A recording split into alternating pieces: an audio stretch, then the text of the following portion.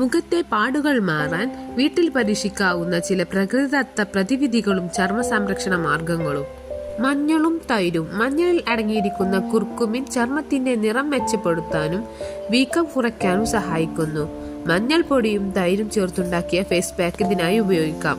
നാരങ്ങ നീരും തേനും. നാരങ്ങയിലെ സിട്രിക് ആസിഡ് പാടുകൾ കുറയ്ക്കാൻ സഹായിക്കും.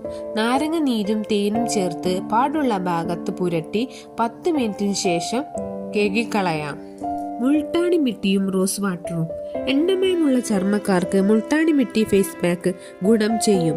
ഇത് ചർമ്മത്തിലെ അധികമായ എണ്ണമയം നീക്കുകയും പാടുകൾ മങ്ങാൻ സഹായിക്കുകയും ചെയ്യും. ചർമ്മ സംരക്ഷണത്തിൽ ഒന്നാമത്തേത് സൺസ്ക്രീൻ ഉപയോഗിക്കുക.